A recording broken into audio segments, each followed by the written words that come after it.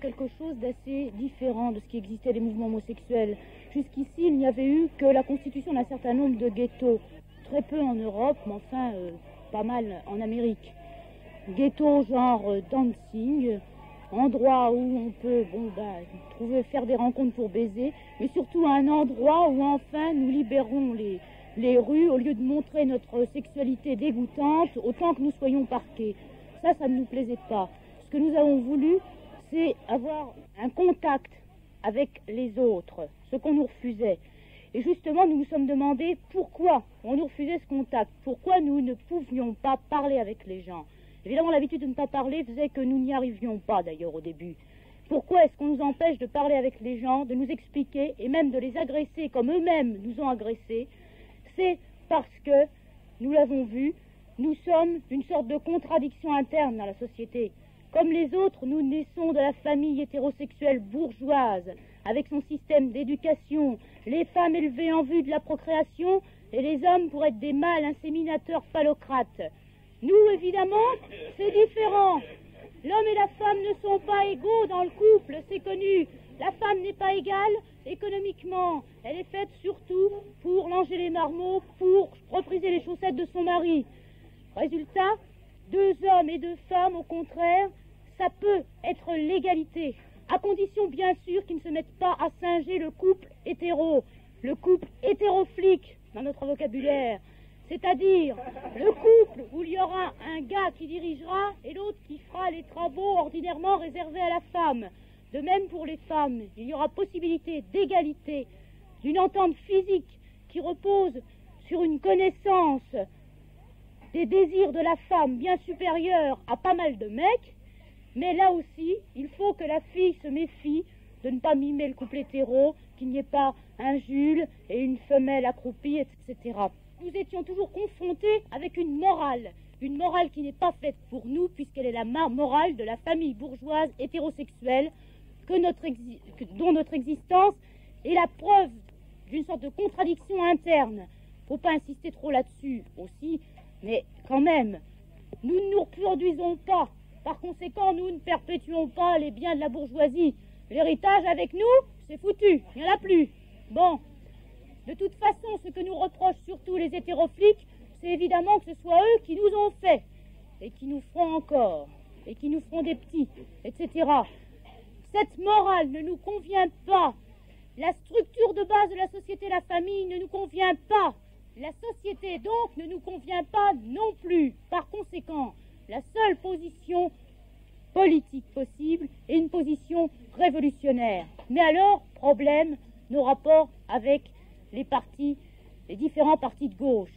Et là, nous nous sommes trouvés, dans la même... Les groupes gauchistes, les partis, tout ce que vous voulez, de toute façon pour nous, c'est à peu près dans le même panier par rapport à l'homosexualité. C'est-à-dire que dans les groupes gauchistes ou ailleurs, de même que les femmes sont toujours traitées comme des êtres subalternes et inférieurs, les homosexuels également. C'est pour cela d'ailleurs que nous nous regroupons entre homosexuels. Évidemment, il y a parmi nous des bisexuels et le problème s'est posé dans le cadre de la répression sexuelle. Pourquoi ne défendez-vous pas plutôt la bisexualité? Eh bien d'abord parce que c'est une chose qui est facilement récupérable, aussi bien au niveau des gars que des filles. Après tout, si un gars est capable quand même de baiser de temps en temps une femme, ça prouve qu'il est quand même un mâle. Bon, pour une fille, si elle baise de temps en temps un gars, ça prouve que simplement elle est un peu plus vicieuse que les autres, donc encore plus désirable pour les mecs. Par conséquent, parmi nous, même ceux qui pratiquent la bisexualité, ce que nous revendiquons tous, c'est l'homosexualité et rien d'autre. Disons que c'est une tactique qui correspond au moment de notre lutte, qui est à ses débuts. Ça, c'est toutes ces idées-là, d'abord, qui nous ont réunis et sur lesquelles nous sommes très fermes. Il est évident qu'il n'est pas question de recruter tous les homosexuels sans distinction, que nous ayons parmi nous, de même qu'il y a des hétérofliques, des homofliques réformistes. Pas question. L'adaptation, nous n'en voulons pas. Cela sous-entendrait que nous pensions que la société bourgeoise peut admettre l'homosexualité. Nous ne le croyons pas plus d'ailleurs qu'elle admette la sexualité libre, quelle qu'elle soit. Tout au plus admettra-t-elle à la rigueur la pornographie. En tout cas, pornographie, c'est toujours pareil. C'est pour les bourgeois pleins de fric, et surtout, c'est pour les hommes. Bon, donc rien pour nous. Nous ne voulons pas faire un nouveau ghetto non plus. Faire un rassemblement de troupeaux pour nous serrer entre nous. Nous voulons agir. D'où, justement, notre participation au défilé du 1er mai. D'autres actions qui suivront. Il y a eu, bien entendu, les articles que nous avons faits dans tout, expliciter aussi un certain nombre de nos positions. Et je ne suis pas représentative le moins du monde. D'ailleurs, personne parmi nous n'est représentative. Nous ne sommes pas un groupement bureaucratique avec des structures hiérarchisées. Absolument pas. Ce qui fait que je ne peux rien vous dire sur l'avenir. Là, je vous ai raconté nos idées. Ce que nous avons fait, grosso modo, vous avez pu le voir dans tout et dans ce film. Mais je ne peux rien vous dire de ce que nous ferons ensuite, parce que je ne suis pas représentative et que c'est aux camarades à en décider, à en parler dans les AG que nous avons tous les jeudis aux Beaux-Arts de 6 à 8.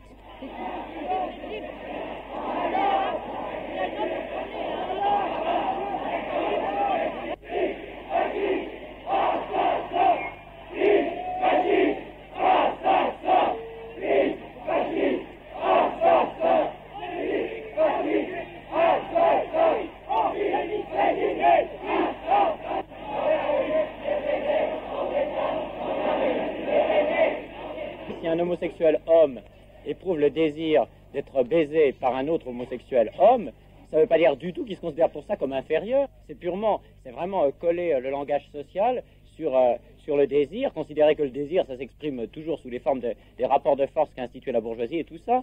C'est pas du tout la même chose. Les rôles sexuels, si tu veux, tels que tu peux les vivre quand tu couches ou quand tu aimes quelqu'un ou quand tu aimes plusieurs personnes, et les rôles sociaux qu'on a imposés à la sexualité. C'est-à-dire le fait qu'on désire soit être baisé, soit successivement les deux, soit les deux en même temps, soit tout ça, ça n'a rien à voir avec le fait de se considérer comme inférieur ou supérieur. Ça n'a à voir que dans la mentalité bourgeoise. Alors, je ne vois pas du tout comment ça pourrait être générateur de plaisir, l'idée de se dire qu'on est inférieur en particulier. Selon moi, ça peut être générateur que de gêne ou de frigidité. Et de même, l'idée d'être supérieur, c'est vraiment le sentiment bourgeois le plus réactionnaire qui d'ailleurs te cache tous les plaisirs que tu peux. Parce que l'idée de supériorité était liée au rôle de mâle. Alors en particulier pour les hommes, il est effectif que la plupart des hommes ne sont pas homosexuels, précisément parce qu'ils auraient l'impression qu'ils remettraient en question leur supériorité de mâle, c'est-à-dire s'ils se faisaient baiser. Et bien précisément, ce que nous on essaie de montrer, ce qu'on montre pratiquement, c'est qu'on éprouve un très grand plaisir aussi bien à se faire baiser qu'à baiser, que ça n'est pas qu'on veut détruire les rôles en tant qu'ils entraînent des relations de pouvoir, que pour détruire ces relations de pouvoir, il va falloir qu'on commence par introduire des relations de pouvoir avec tous les gens qui ont le pouvoir pour l'instant, c'est-à-dire avec l'ensemble de ce qu'on appelle, nous, les hétéros, dont un certain nombre d'entre eux sont des hétérofliques, au sens où ils veulent imposer leur morale à tout le monde. Mais je ne pense pas du tout que les relations sexuelles soient nécessairement des relations de pouvoir, les relations d'amour soient nécessairement des relations de pouvoir et d'oppression. Ça me paraît vraiment une théorie complètement réactionnaire. Moi, il me plaît de me foutre à plat et de me faire baiser. Bon, ça n'est pas encore. Je suis pas libéré encore, justement. Le phare, j'espère, va m'en libérer. Mais oui, c'est vrai. Il n'y a pas à mentir. Je suis pas libéré à ce niveau-là. Mais je sais très bien que ce rôle, je peux me l'appliquer. Parce que j'ai chez moi un désir en creux autant qu'un désir en plein. Et c'est pas la société qui a à me l'imposer. Si la société m'a imposé d'être un fort à bras, ben j'en ai ras-le-bol d'être un fier à bras. C'est tout. Parce que mon rôle sexuel, il n'est pas applicable sur le rôle social. C'est pas vrai. Eh ben oui. Militant dans un certain nombre d'organisations, la fille avec qui je vivais est entrée au MLF. Et c'est à partir du moment où elle est entrée au MLF où il y a eu une remise complète en question de moi-même. Tu comprends bien que le problème du centralisme démocratique, le problème du parti révolutionnaire et tout ça, c'est dépassé depuis très longtemps chez un certain nombre de personnes qui arrivent justement au contact de camarades, que ce soit des hommes ou des femmes, qui ont déjà arrivé à dépasser tout ce stade de la débilité gauchiste, qu'on appellera la débilité gauchiste, de pouvoir enfin se remettre en question d'une autre manière. Et ça, c'est très difficile. C'est des choses qu'on n'arrive pas à faire d'une part tout seul. Ce sont des choses aussi qu'on ne peut pas faire d'une manière, comme tu dirais, naturelle. Parce que la nature, en général, elle n'est pas descendue comme ça du ciel. Elle est faite parce qu'il y a des rapports de production, parce qu'il y a des rapports dominants-dominés à l'intérieur du couple, etc. Et ces trucs-là, crois-moi, ça peut ronger des personnes pendant un certain temps. Ça peut même les... Et ça peut être détruit. Et crois-moi, la manif du 1er mai, ça faisait 1 an et demi que j'allais pas à une manifestation. Ben, s'il n'y avait pas le phare, j'aurais pas su où me mettre. Et pourtant, je ne suis pas homosexuel au sens où tu pourrais l'entendre. Je peux assumer des rapports homosexuels. Je crois que c'est déjà un premier pas. Je crois que je sais déjà en moi-même que j'ai un fond de conscience, de sexualité et d'amour même, qui est homosexuel. Je le sais parce que j'ai eu des expériences dans ma plus petite jeunesse, disons, de rapports homosexuels, et que ces rapports, je les ai complètement frustrés au moment où j'ai commencé à connaître des femmes. Bon, ensuite, pendant, disons, 10 ans de ma vie, j'ai continué à coucher d'une manière tout ce qu'il y a de plus bourgeoise et tout ce qu'il y a de plus réactionnaire avec des femmes. Et...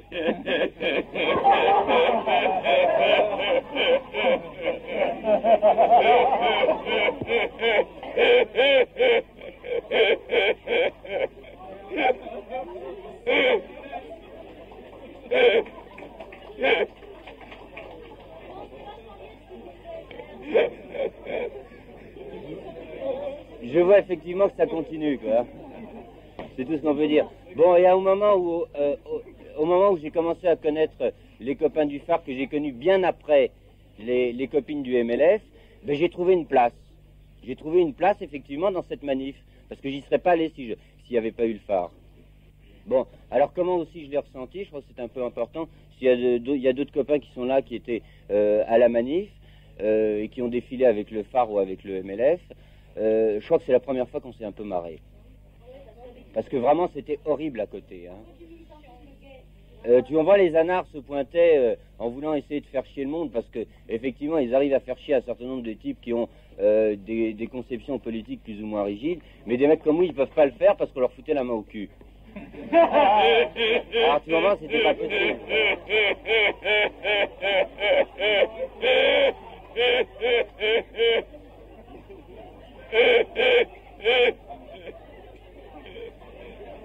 Les types qui nous ont dit mais vous êtes pas homosexuels, il y a des femmes avec vous pendant la manif. Et les lesbiennes étant ici ramenées totalement encore plus au rôle d'objet, parce qu'elles étaient avec nous, on n'était pas homosexuels. C'est la bourgeoisie pour s'assurer aussi à donner un rôle aux homosexuels. Il y a le mythe de l'homosexuel qui est... Enfin, je me rappelle l'autre jour quand on allait distribuer des tracts avec le phare devant une boîte, il y a des gars qui ont vu des barbus distribuer des tracts homosexuels et qui ont dit « Ah, vous n'êtes pas homosexuel, c'est pas possible. Hein » C'est aberrant parce que il y a vraiment le mythe de l'homosexuel qui est assimilé justement au rôle social, c'est-à-dire l'homme faible, l'homme qui n'est pas l'homme, c'est-à-dire l'homme qui est en dehors de la classe des forts. La notion de force et de faiblesse, c'est aberrant, quoi. Enfin, des réactions comme ça prouve que le problème est vachement aigu, quoi. Les deux qui sont très chouettes, qui étaient devant et qui ont vraiment été notre porte-drapeau pendant toute la manif. Hein, j'ai vraiment compris que c'était eux qui dérangeaient les gens. C'était eux qui représentaient les gens les plus subversifs par rapport à la morale hétéroflique. Ça, moi, et alors avant, parce que dans le mouvement des homosexuels, il y a toujours ceux qui disent « Ah, mais il faut pas qu'on s'associe aux folles parce qu'ils vont nous porter tort, c'est pas la peine, tu vois, non ?» En quoi c'est pas révolutionnaire? Oui, en quoi c'est... On peut retourner la question. Attends, exactement, ouais. Tu donnes un rôle aux femmes et un rôle aux hommes. C'est clair pourtant. C'est clair, oui. Briser les rôles sexuels, c'est révolutionnaire. Revendiquer un rôle qui est considéré comme inférieur, celui de la femme, peut être utilisé de façon révolutionnaire. Et les folles peuvent le faire, parce que les folles ne sont pas tous préoccupées de maquillage, etc. Pas plus que toutes les femmes ne sont pas des êtres frivoles et pouponnants. C'est tout. Être un mâle, avoir une queue et se conduire comme une femme inférieure. Et considérer, bien entendu, que ce n'est en rien inférieur. Au contraire, que c'est supérieur à être un hétéroflique père de famille. Homosexuel, comme réclamer l'avortement, par exemple, pour les femmes, c'est forcément révolutionnaire. Ça peut être récupéré, c'est vrai, comme en Allemagne, si on peut appeler ça de la récupération. Mais c'est forcément révolutionnaire dans le sens où ça remet en cause complètement les valeurs morales bourgeoises qui sont le fondement de la société, c'est-à-dire la famille, la production des enfants à la chaîne, etc. etc. C'est tout un processus, et être homosexuel, c'est forcément révolutionnaire. Comme je suis contre le marxisme simplificateur, je suis contre, bien qu'il y ait beaucoup de monde et que c'est peut-être difficile de discuter parce qu'il y a beaucoup de monde, je suis contre les arguments simplificateurs. Quand tu poses comme une affirmation, après tout on le met dans un département de philo, que homosexualité correspond à révolution, je te dirais que c'est quand même une affirmation, enfin qui est bien dans un meeting au niveau de la rhétorique, hein, mais que c'est quand même un peu simple. Je parle mettons, des 100 dernières années. Rien n'empêche à un certain nombre d'artistes, je pense à Cocteau, je pense à Marais, des gens d'abord extrêmement épanouis, d'être homosexuels, des gens très bien, mais qui sont parfaitement des écrivains et des poètes et des décorateurs bourgeois. Donc, où on fait un meeting, et on y va gaiement dans nos arguments, enfin je veux dire boum boum, où on essaye d'affiner un peu. Alors, ton argument, moi je veux bien que je souhaiterais que tu développes ta pensée jusqu'au bout. Parce que quand tu t'arrêtes là, ça m'est très insuffisant. Ça me satisfait pas, si tu veux. Le problème des homosexuels affirmés, tels Cocteau, Gide, etc., n'est qu'un problème de mystification encore, parce que ces gens-là ont réservé l'homosexualité à une élite, la mafia des homosexuels. Bon, alors que, en fait, les homosexuels riches, les homosexuels intelligents, les homosexuels qui peuvent défendre ce qu'ils ont dans les tripes. Mais en fait, quand on regarde, et c'était dans le dernier numéro de Tout ça y est, ce sont les homosexuels ouvriers qui se font embarquer. Hein. C'est pas ceux qui ont de quoi se payer un petit micheton au drugstore, c'est pas vrai. Et c'est là où on rejoint un problème. Parce que qui c'est qui peut... Mais oui. L'homosexualité révolutionnaire maintenant, ça... Tu parles de subtilité et puis tu prends l'exemple des 100 dernières années comme si rien n'avait changé. Ce que je pense, c'est qu'il y a 100 ans, d'abord, personne n'aurait eu l'idée de faire un mouvement de libération des homosexuels contre la famille, etc. C'était ni dans l'idée de Cocteau, ni dans l'idée de Gide, ni dans l'idée de qui que ce soit de ce genre-là. L'affirmation publique de l'homosexualité, confondons pas, hein, Marais, il n'a jamais fait un type de déclaration, ça aurait été vraiment marrant, moi je pense, et ça aurait eu un effet bœuf, s'il avait fait un type de déclaration publique dans lequel il aurait dit, eh ben je joue des rôles, par exemple, des rôles au cinéma, vous voyez, de mecs braves, etc., de je sais pas quoi, d'Artagnan et genre là, Don Juan et tout, et je me fais enculer et ça me fait du plaisir. Mais il aurait dit ça aurait effectivement, à mon avis, fait un boom. Je dis pas que ça aurait été une révolution, mais je dis que ça aurait foutu mal à l'aise et que d'ailleurs la cote de ces films serait descendue comme ça. L'affirmation publique de l'homosexualité, en tant qu'on la revendique pour tout le monde, pas simplement pour une élite artistique, en tant qu'on la cache pas derrière la forme poétique, derrière la forme littéraire, etc., qu'on l'a fait sur la place publique comme un problème qu'on ressent directement, ça n'a rien à voir avec l'aveu honteux, plus ou moins complice, entre bourgeois, au moyen de la littérature, plus ou moins avec des sous-entendus, etc. Ça n'a rien à voir, vraiment. Mais quand je disais que c'est récent, je veux dire que dans l'histoire de France, c'est un moment très récent où l'homosexualité a pris une place à part. Parce qu'après tout, le frère du roi et beaucoup de gens, dans l'aristocratie, ça n'a jamais posé de problème. C'est la bourgeoisie en tant que telle, avec la division sociale du travail, avec la création de la famille, etc., qui a imposé ce type de valeur. Alors je ne dis pas que c'est un problème éternel qui est né depuis 2000 ans, c'est un problème récent, historique, donc qui peut être combattu historiquement et politiquement. Donc on est bien d'accord avec toi s'il y a une organisation politique. Je pense qu'on ne va pas se contenter de dire que c'est la bourgeoisie qui réprime les homosexuels. Je pense que c'est des tas de trucs qui remontent à la religion, au christianisme et tout ça. C'est bien plus ancien et que, effectivement, c'est la bourgeoisie qui le porte actuellement, c'est elle qu'on va démolir, mais que c'est vraiment tout ce qu'elle trimballe avec elle qu'on va démolir. C'est vraiment tout le passé, hein, et qu'il y en a lourd. C'est pas simplement... Hein. L'exemple de Castro, c'est l'exemple le plus énorme. Les PD ont été en prison, paraît-il, il a changé d'avis sur la question... ce qui lui permet aujourd'hui d'emprisonner les poètes, mais enfin ça c'est autre chose. Mais en URSS, c'est la même chose, en URSS c'est réprimé, quant à la position de la Chine, on n'a pas tellement d'enseignements, mais ça paraît pas très clair. En tous les cas, l'homosexualité se développe extrêmement en Chine, et à un moment ou à l'autre, Mao et compagnie, ils auront à prendre position là-dessus. On verra, on verra. Un gouvernement comme le gouvernement qu'il y a actuellement en France, qui est un gouvernement typique bourgeois libéral. Hein, si M. Schuman acceptait de dire sur la place publique qu'il est homosexuel comme il l'est en vérité, hein, il remet en cause forcément les valeurs qui font que M. Maurice Schuman est un dur, est un fier à bras qui a le droit de commander les autres, et en s'affirmant homosexuel, il remet le problème à son juste niveau, c'est-à-dire qu'il rétablit une société. Il pourrait rétablir, ce serait déjà un embryon de rétablissement d'une société plus équitable, tu comprends? Bon. Ne serait-ce que ça, ce serait donc un acte révolutionnaire. Bon, M. Murray Schumann fait partie d'une certaine bourgeoisie, il est homosexuel dans un gouvernement bourgeois, donc je suis homosexuel, je me tape les hommes que je veux dans mon plumard, mais en fait sur la place publique c'est pas vrai, c'est le système de l'hypocrisie, et le système de l'hypocrisie ça rentre dans le système bourgeois. Il y a la statistique du ministère de l'Intérieur sur les condamnations pour homosexualité, c'est-à-dire soit outrage à la pudeur avec des personnes du même sexe, soit détournement de mineurs du même sexe. Eh ben, il y avait 143 ouvriers sur 300 condamnations pour l'année 67.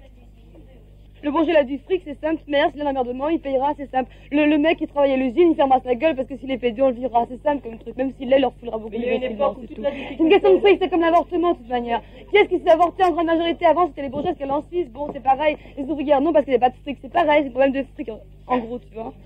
C'est tout, mais il n'y en a pas plus, si tu veux, intrinsèquement, il y en a autant dans toutes les couches, c'est pas une question de classe. Un camarade a dit, j'ai participé à la fabrication du numéro de Tout, et il a dit, il y a eu des résistances ou des ricanements. Je voudrais savoir comment, quand je dis je pense que peut-être ça intéressera beaucoup de gens, c'est un acte public, c'est un acte assez étonnant, c'est des premières fois que ça existe. Comment ils ont pensé à ça, comment ils sont les persuader, les gens de Tout.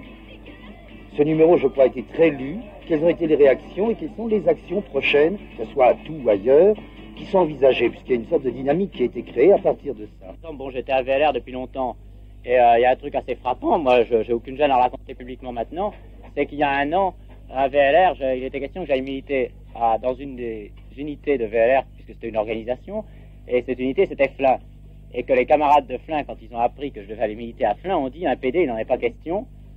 Moitié d'entre eux disant, bon, c'est pas qu'on soit contre, mais ça choquera les ouvriers, c'est-à-dire jouant le rôle d'écran entre les ouvriers et les PD, comme si un PD, tu vois, si j'avais jamais couché avec des ouvriers, par exemple, ce qui est tout de même un autre rapport que le leur avec leur tract à la porte de la boîte. Bon, et puis d'autre part, disant, l'autre moitié disant tout simplement que c'était un vice dû à la dégénérescence bourgeoise et qu'il n'était pas question d'admettre.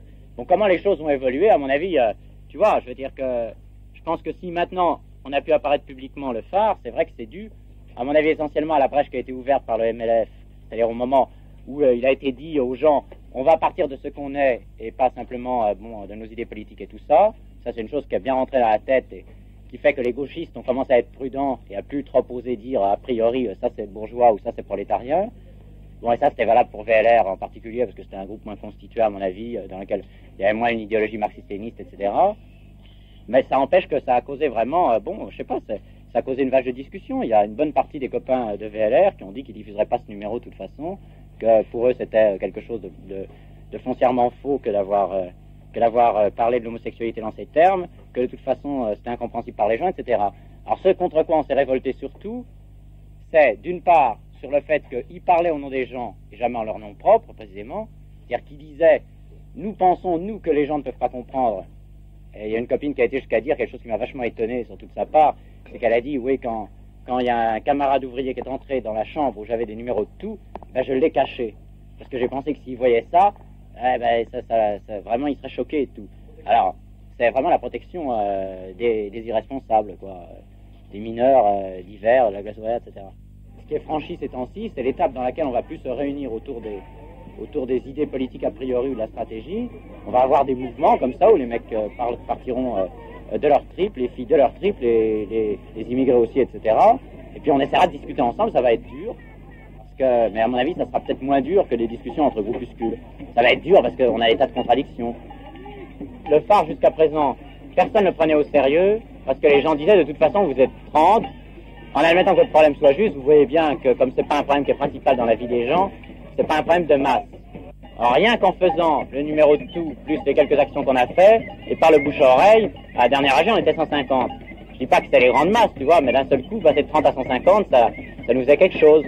Bon, et puis tout ce qui se passe maintenant, ça nous prouve que c'est effectivement un problème de masse. Pas simplement parce qu'il y a 4% de la population qui pratique l'homosexualité, mais parce que vraiment, ça inquiète tout le monde, que ça intéresse tout le monde au même titre que la politique ou que...